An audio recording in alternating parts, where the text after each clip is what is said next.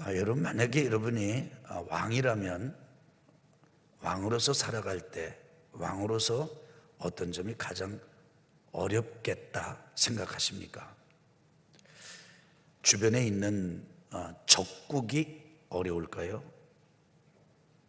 늘 호시탐탐 쳐들어오려고 노리는 주변의 나라가 위험 요소가 될까요?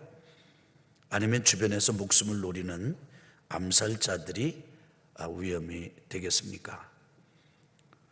절대 권력을 쥔 왕에게 있어서 가장 힘들고 어려운 점이 무엇인가를 다니엘서 말씀은 잘 보여주고 있습니다. 근데 이 말씀을 묵상하면서 우리는 한 왕을 만납니다. 바벨론 제국의 느부갓네살 왕입니다. 이 왕이 꿈을 꾸고 그리고 그 바벨론 제국을 경영하면서 꿈을 어떻게 활용하는가 이렇게 살펴보면서 우리는 한 가지 사실을 발견합니다. 절대 권력을 쥔 왕에게 있어서 가장 어려운 점은 외부에서 쳐들어오는 적도 아니고 또 이 외부에서 늘 호시탐탐 암살하려고 노리는 암살자들이 아니라 바로 자기 자신을 절제하고 내려놓고 낮추는 겸손하기가 어렵다는 것이 가장 큰 점이라는 것을 배웁니다. 느부갓네살 왕은요, 신상을 세워라 그러면 그 말 한마디에 신상이 섭니다. 다 모여라 그럼 만조백관이 한 자리에 모여버립니다. 악사들을 대령하라, 악단을 대령하라 그러면 전국 최고의 악기 연주자들이 딱 대령합니다. 절해라 그럼 절을 합니다. 죽여라 그러면 죽입니다. 아니다 살려라 그러면 또 살립니다. 하여간 절대 권력을 느부갓네살 왕이 쥐고 있다는 것을 우리가 잘 보고 있습니다. 그러다 보니까 이 느부갓네살 왕에게 가장 어려운 건요, 다른 게 아니에요. 자기 자신을 낮추고 겸손하게 되는 이런 성품을 갖는 것, 이게 제일 어려운 거예요. 하나님께서는 느부갓네살 왕에게 이 사실을 깨우치고 겸손하도록, 겸손의 자리로 내려가도록 하기 위해서 꿈을 통해서 메시지를 주십니다. 느부갓네살 왕이 꾼 꿈의 내용은 그렇습니다. 땅 중앙에 큰 나무가 있는데 이 나무가 막 쭉쭉쭉 자라더니 하늘에 닿는 거예요. 얼마나 나무가 큰지 땅 끝에서도 보였습니다. 가지는 번창하고 잎은 아주 푸르르고 그리고 그 나무의 열매가 아름답게 맺혔습니다. 온갖 새들이 깃들고 사람들은 그 그늘에서 쉬고 많은 짐승들이 그 나무의 열매를 먹고 살았습니다. 근데 조금 있다가 꿈에 보니까 순찰자가 오는데, 메신저가 오는데, 천사가 오는데 하늘의 거룩한 이 통치자의 메시지를 다루는 천사가 와서 소리를 질러 명령을 내립니다. 나무를 잘라버려라. 가지를 다 잘라버리고 잎을 다 떨어버리고 열매를 다 버려라. 그리고 남은 밑둥은 세 줄로 묶고 노줄로 묶어가지고 그 자리가 바로 그냥 들판이 되게 하고 황무지게 되게 하라. 그리고 제대로 깨달음을 얻을 때까지 7년 7대를 그렇게 그냥 두어라. 그것은 바로 메신저가 꿈속에서 왕에게 전해주기를, 내가 이 땅의 진정한 통치자가 아니고 하늘의 하나님께서 이 땅을 다스리고 있다 라고 하는 꿈을 꾼 겁니다. 다니엘이 이 왕에게 꿈을 해석해 줍니다. 그러면서 다니엘이 왕에게 일러준 게, 왕이여, 왕은 큰 나무입니다. 근데 그 나무가 그렇게 밑둥이 잘리고 그리고 이 세 줄과 노줄에 매여서 이렇게 된 것은 왕이 정신이 이상해져 가지고 왕자에서 쫓겨나고 7대 7년여를 그야말로 짐승처럼 살다가 하나님께서 거룩한 통치를 하신다라는 사실을 알게 되기까지 이런 어려움을 겪게 될 것입니다. 그러니 이게 중요합니다. 그러니 왕이여, 내가 하는 말을 지금 받아들이시고, 그리고 공의를 행하면서 죄를 사하시고, 가난한 자를 불쌍히 여기고 자비를 베풀면서 악한 길에서 벗어나시기를 바랍니다. 한마디로 겸손하라는 거예요. 왕에게 지금 다른 게 문제가 아닙니다. 왕이 되찾아야 할 것이 있는데 다른 게 아닙니다. 더 이상 칼과 창이 아닙니다. 더 이상 군대가 아닙니다. 더 이상 땅이 아닙니다. 더 이상 다른 어떤 권자나 그리고 권력이 아닙니다. 겸손을 얻어야 합니다. 겸손해야 합니다. 이렇게 가르쳐 준 거예요. 저는 이 말씀을 읽고 또 읽으면서 저도 모르게 제 속에서 일어난 반응이 뭐냐면 기도였습니다. 주님, 제게 겸손함을 허락해 주십시오. 여러분, 우리는 흔히 이렇게 생각해요. 잘 들어보세요. 왕이니까 교만하다. 왕은 교만해. 그런데 왕과 같은 권력도 없고 아무것도 없는 사람, 진짜 민초 이런 사람들은 교만하지 않아. 그럼 우리 그렇게 생각합니다. 아닙니다. 다시 말하면 이런 겁니다. 느부갓네살 왕에게 하나님께서 꿈을 통해서 꿈을 해석하는 다니엘의 가르침을 통해서 겸손을 가르친 것은 왕에게만 해당되는 것이 아니라 우리 모두에게도 해당되는 말씀이란 말이에요. 저는 이 한 주간 여러분과 제가 같이 성령의 음성을 들었으면 좋겠습니다. 하나님의 음성을 들었으면 좋겠어요. 겸손해라. 그래서 여러분, 우리 모두에게 한 주간 기도가 끊이지 않았으면 좋겠습니다. 주님, 겸손하게 하여 주옵소서. 저를 겸손하게 하여 주옵소서. 아멘. 자, 그러면 겸손은 무엇이 겸손입니까? 여기 지금 다니엘이 느부갓네살 왕과의 사이에서 또 이 왕의 이야기를 통해서 하나님께서 우리에게 가르쳐 주시는 겸손의 모습은 어떤 것입니까? 교만한 사람들은 또 어떻습니까? 겸손의 첫 번째 모습은 뭐냐면 하나님의 통치를 인정하는 것입니다. 여러분, 못된 아들이 어떻게 해요? 아버지 어머니를 무시하거든요. 말을 안 들어요. 마치 제 인생 제가 지금 스스로 이 땅에 와가지고 스스로 뭔가 잘 되는 줄 알아요. 그리고 부모님을 무시해요. 부정해요. 그런데 여러분, 부모 없는 자녀가 있을 수가 있나요? 철없는 자녀는요, 부모의 존재를 거부해요. 여러분 보세요. 우리가 지금 있는 이 자리에서 우리가 눈으로 보는 것, 우리가 지금 만지는 것, 앉아 있는 것, 감각하는 것 전부 메이커가 있어요. 만드신 분이 있단 말이에요. 여러분, 우리가 그 모든 사람이 사용하는 문명의 이기들이 다 만든 그 제품사가 있어요. 회사가 있습니다. 메이커가 있다 그 말이에요. 그런데 어째 사람들은 이용하는 모든 것은 만든 회사가 있고 만든 사람이 있다는 걸 인정하면서 이 땅을 만드신 하나님은 인정하지 않는 것입니까? 사람을 만드신 하나님이 계시다는 사실은 왜 인정하지 않는 것입니까? 교만해서 그렇습니다. 겸손한 사람은 그렇지, 세상 모든 만물이 다 만든 회사가 있고 만든 사람이 있지. 맞아, 나도 그래. 나도 만드신 분이 계셔.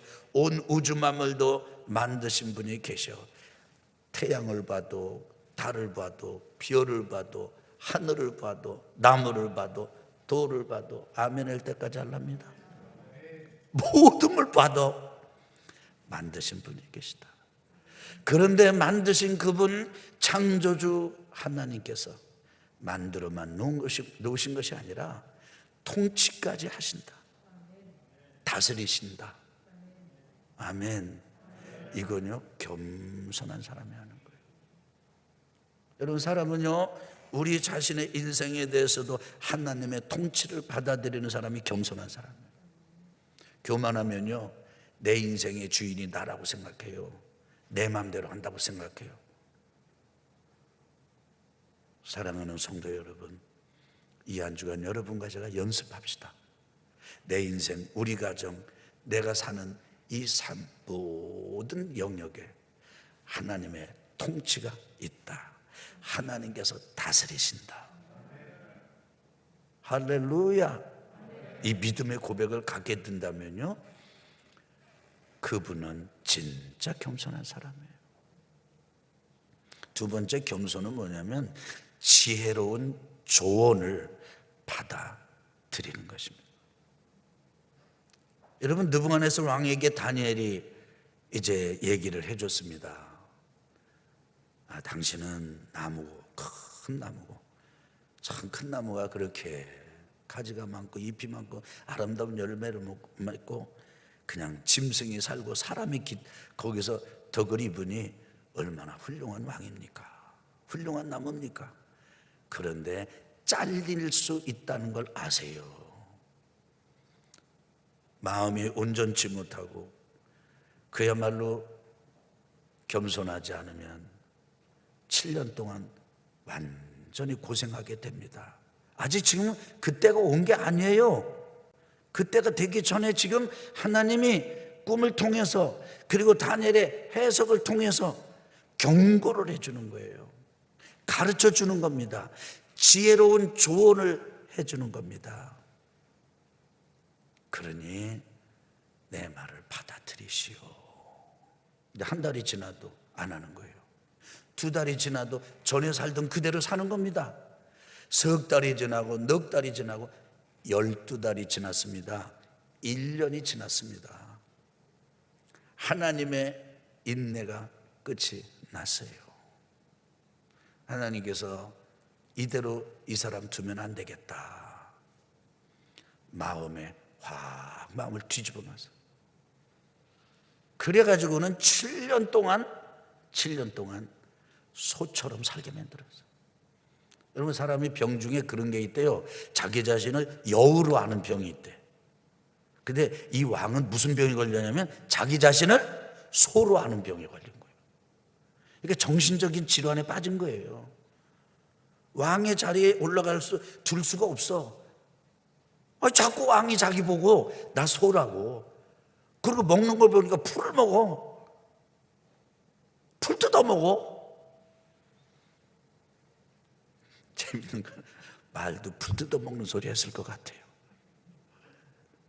그 왕자의 자리에 내놓지 못하고 그냥 쫓아냈단 말이에요.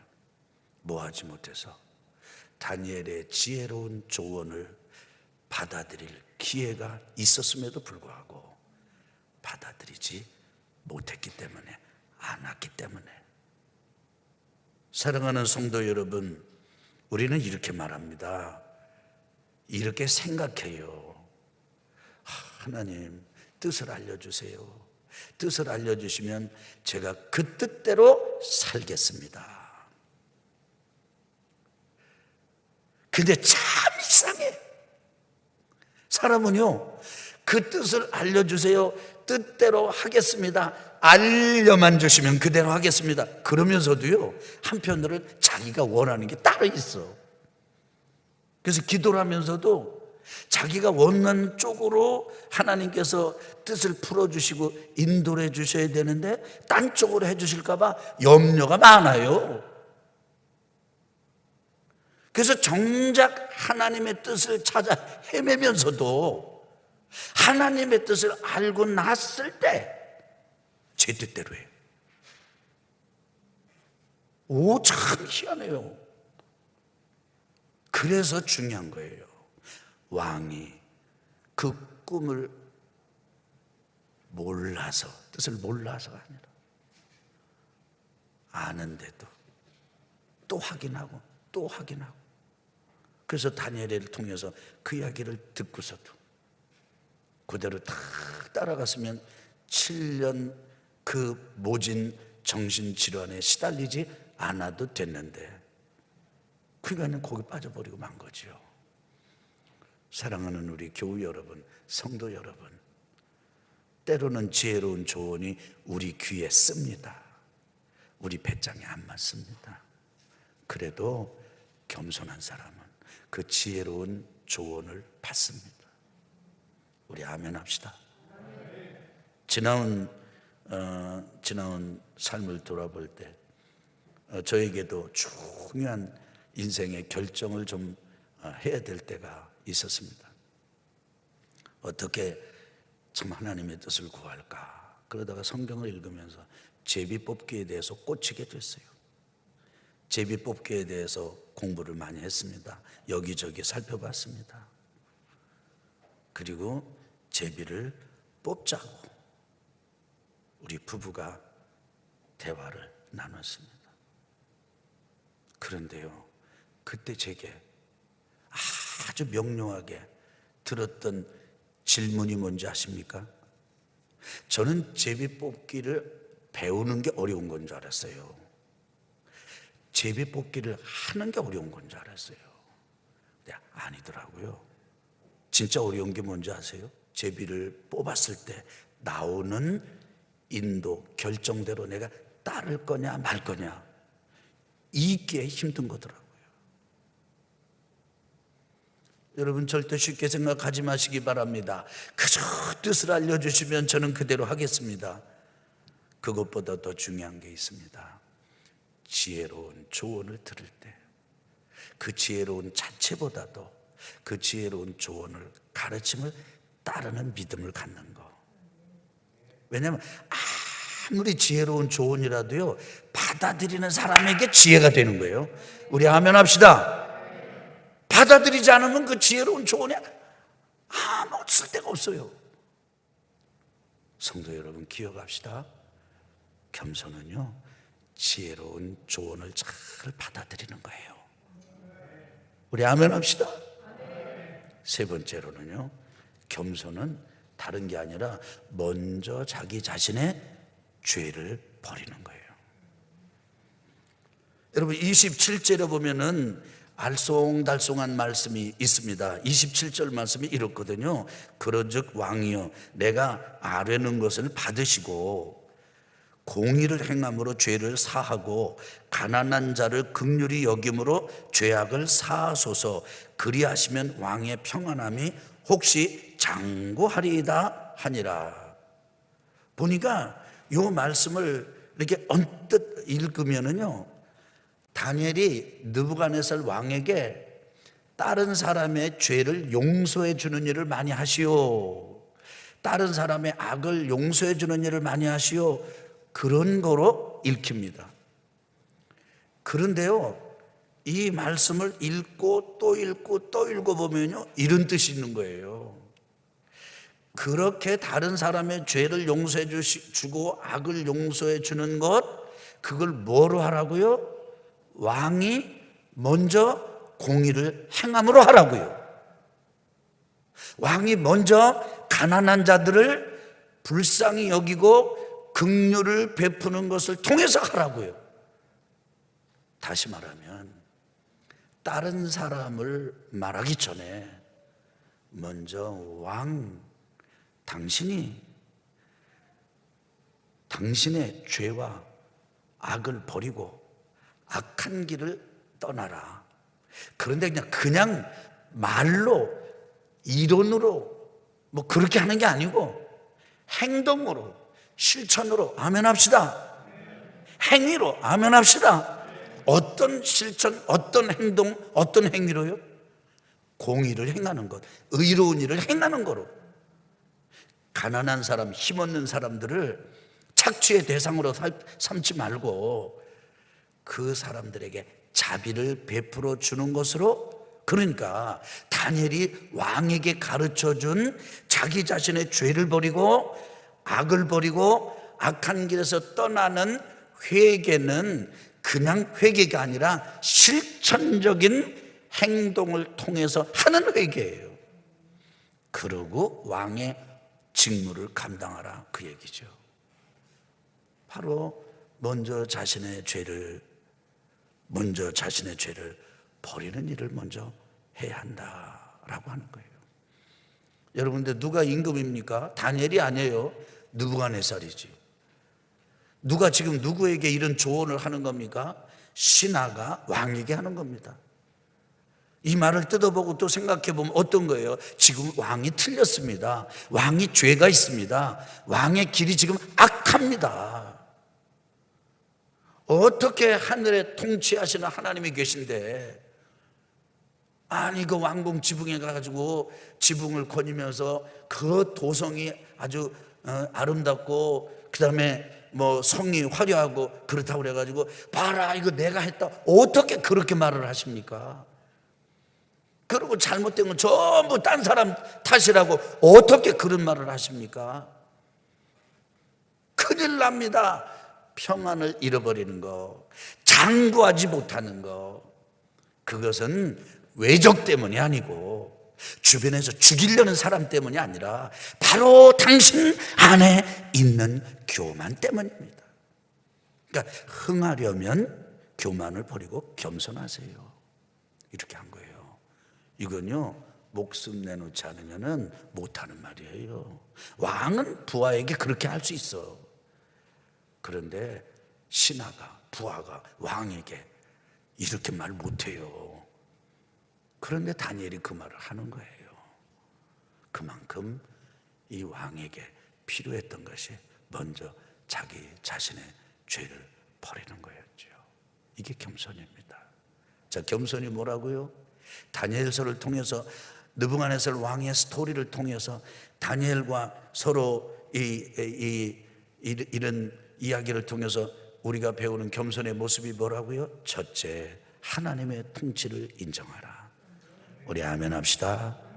두 번째, 지혜로운 조언을 받아들여라. 이게 겸손한 것이다.